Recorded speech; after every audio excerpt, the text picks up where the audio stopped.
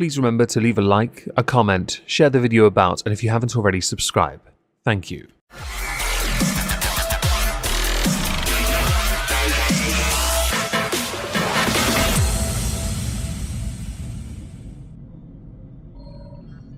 Hello everyone, sorry for being gone for 2 weeks, my attentions were elsewhere, there is no excuse of course for laziness. Today I thought, because a week has passed almost, it might now be an okay time to take a look at the response to the US presidential election. I can't do this on my main channel, but I will admit, seeing what I've seen on 2 separate Twitter accounts, 2 different perspectives, has been quite illuminating. On my politics Twitter, which I share with Trups, mostly anti-Trump. On my Twitter, very much pro-salt mines. The cope and the seethe and the salt at a democratic election, to me as an Englishman, is highly entertaining. And I'm going to state this verbatim so you understand my position. I don't care who won, I only care about the result. I also only care, so there are 2 things I care about, rendering only redundant, about how it benefits the United Kingdom. We want a trade deal. That would help us. Our economies would benefit from it. It was unlikely to happen if Kamala had won. So, let's go through some of the salty responses. I'm going to call them that, because boy oh boy, do some of you guys know how to respond.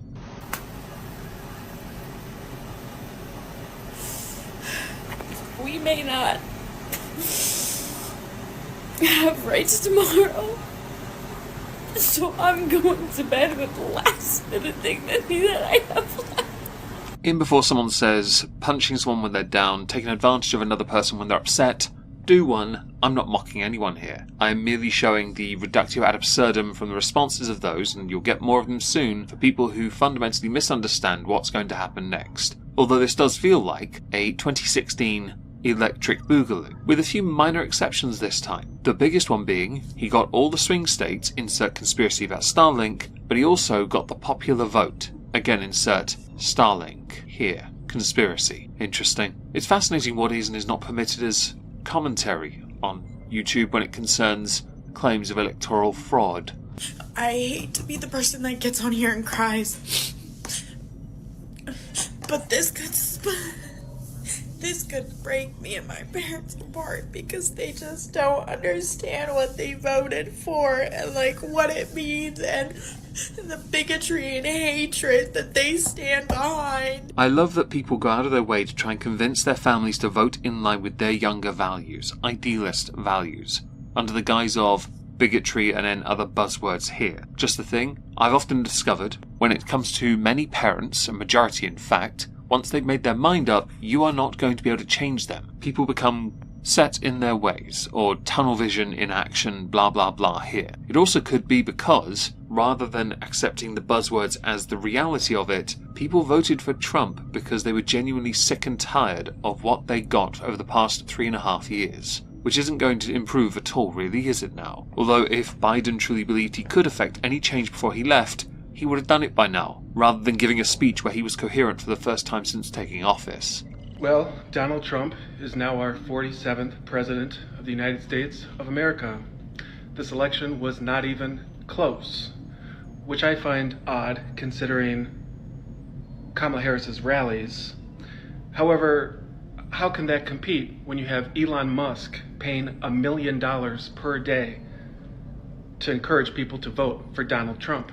There are a few inaccuracies in this statement alone, where this man then rages on about never buying a Tesla or Tesla-related product ever again. Firstly, Elon Musk did not go out of his way to say if you voted Republican he'd give you $1 million. No, randomly someone was chosen to receive $1 million if they voted. Not who they voted for, because that would be, well, that would be wrong. Illegal, in fact. Second, Kamala Harris's rallies had a lot of musicians, music artists performing, and they were free gigs to an extent. People went to go and see those mostly. A lot of them couldn't read off a teleprompter or speak without it, including Kamala. Her policies did not resonate because much of what she claimed to be doing failed to catch any steam because she'd been in office for 3+ years as vice president. Biden's main policy, Build Back Better, didn't get through, did it? So a lot of what she's done as vice president is considered a failure as well by extension. Now, of course, you can add the fact that Twitter is now one of the most used social media platforms in the world, and for news information, and claim that to be a form of bias. That's quite alright, because there's no such thing as unbiased media. It's just so awesome how much this country hates women. So awesome. It's really awesome. This is very much open to interpretation. A lot of the policies that are claimed to be hating against women centre around Roe v. Wade being overturned. Trump believes that this should be done at a state level, because it's not in the Constitution, therefore it should be at a state level, to govern. Kamala had said that if she was elected, she would immediately find a way to reinstate Roe v. Wade. The part that should matter here as to whether or not the country cares about women or not is the voter turnout, male and female that is, for Trump and Harris. Depending on the age range and then racial demographic, you'll find that in some, many in fact, Harris lost them. Now yes, she still took the majority of female voters, but in areas where she did lose, came down to Latino voters. So does the country hate women, or are women getting sick of this? Stupid whore! So I'll just shut the up! I'll just shut the up for good now, huh? Yeah, you want that? Yeah? We are over, you dumbass. I hope that you choke on a piece of concrete. Well, you two were a match made in heaven, weren't you now? Jokes aside, I can understand people being very passionate about who they vote for, and if you don't vote in alignment with one another, I can imagine that causes a fair bit of friction. I really can imagine that. Again, not going to mock anyone for their very passionate responses. I said it earlier, I'll restate it now in case anyone thinks I'm punching down. I'm not. Us, all of us, muggles. Myself being Cthulhucan, you being filthy human oikery muggles. You're all the same, and quite frankly, these tickle me. I'm sorry if you don't like that, but you're on the wrong channel if you're going to be bothered by it. Cooked? I mean, is the country cooked? Yes. But the country was cooked, as I said, time and time again. Whether Kamala Harris wins or loses, the country is cooked. It's just a matter of how much worse it is going to get. I want to thank some people real quick. I want to thank the Nelt Boys, Aiden Ross, Theo Vaughn, Bussin' with the Boys, and last but not least, the mighty and powerful Joe Rogan.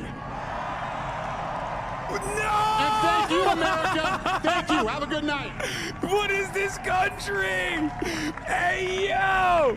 I can mock Hassan. I'm allowed to do that, and I want to mock him because of some of the dumb things he's done of late. He removed a lot of his VODs on Twitch. Yes, because he knew damn well if he got caught with some of the crap he said in those streams, he'd have gotten yeeted like his mods. Now, I also want to throw some points out. Firstly, it's rather interesting to me how quick this election was called. Much faster than 2020, when the voter turnout was even higher. 20 plus million voters more, in fact, last time. That's not sus. No. This time, though, it was called within a day. I've got more salt to show you, though, guys. Let's go through some more. These Democratic leaders are simpletons. They're servants of the donor class. So they go in there like, oh, donor, give me money, please. And I made an ad. I'm Kamala Harris. I'm full of joy. Okay, well, what did that get you? And they say, oh, Jake, you're too angry. Too angry? What?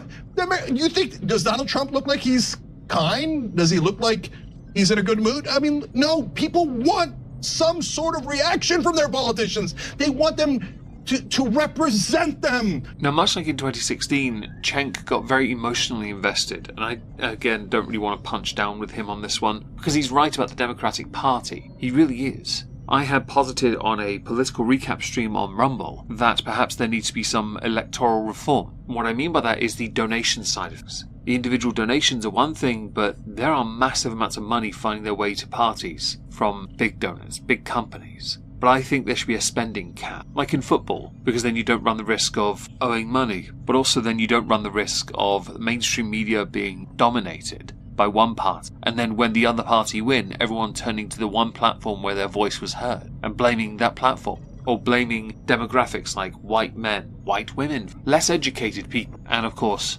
Latino, Latina, and any other demographic that can be blamed for the election result, rather than accepting because your policies are ass. There's more though, let's find some screamers. The left-wing liberal tears are flowing today. Suck it up, buttercups. This is all pretty great. Like we're just gonna wake up tomorrow morning and everything's gonna go back to the way it'll be a psych. It'll be like a really bad dream. She's not screaming. I want a screamer. I'll be honest. You'd probably be better off not even. I hate every goddamn Trump supporter in the world. And by the way, it's not just U.S. I hate every Trump supporter on the entire goddamn planet. No, Trump supporters can f***ing die in a goddamn fire. I know he's Canadian, so he doesn't count, but I have to throw him in because this guy, well, after cropping him down, he can string together a sentence. There are 30-second gaps between each 5 words he utters. 3 of them are typically profanities. So it looks like all the white women who voted for Trump are about to find out what Serena Joy went through when they cut off her little finger in The Handmaid's Tale. Because Trump's buddies are all over social media saying, hey, guess what? We are going to enact Project 2025, and Trump has just promised us all spots in his administration. Does anyone need their little finger, really? I play guitar and I find the little finger to be a bit, well, I have to force it to be useful. I guess I do when I hold a pen. Well, at least it's not my rights being infringed on though, eh? I would go as far to say that I would purchase a Glock, and if you and I are walking on the same street and it's dark out and you're a white male, you have to be white for this to count, okay? If you're a white male, even if you don't approach me, I will shoot you. The party of tolerance, acceptance, inclusivity, everyone. Okay, I'm not done yet. By the way, there are many movements that have been created because of this. The first is to disown your family members that voted against you, the individual. Because you voted Kamala, they voted Trump. They are, well, now, fine. The other is to withhold sex, or shave your head. You can do that anyway. I don't think anyone cares. Because a lot of those that have said this, in my mind, because beauty's in the eye of the beholder, are decidedly unethical.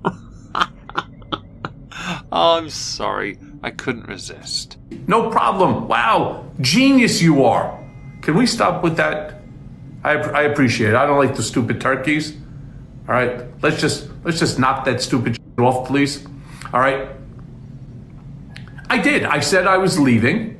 And then the following day, get that through your dumb heads. The following day, I turned around and I said that there's no chance in the world that I'm leaving my country. Thank you very much. I wanted to finish on Michael Cohen because he, like many celebrities, although he's not really a celebrity, he's just well known for being a fraud, a liar, you know, the good old-fashioned stuff, said they would leave the United States if Trump won. This was repeated from like 2016. And of those celebrities that said it in 2016, none of them left. Of those who said they'd do it in 2024, at time of recording, not one of them has left yet. So I don't expect anyone to because, to be honest, they all suck. Why anyone took electoral advice from the famous, who are removed from the oikory because of their wealth and their status in society. Why anyone bothered to pay attention to the mainstream media that is so far up the Democratic Party's backside is a mystery to me. Why they all thought this was a cinch, they were going to win, isn't a mystery to me because of the first 2 sodding points.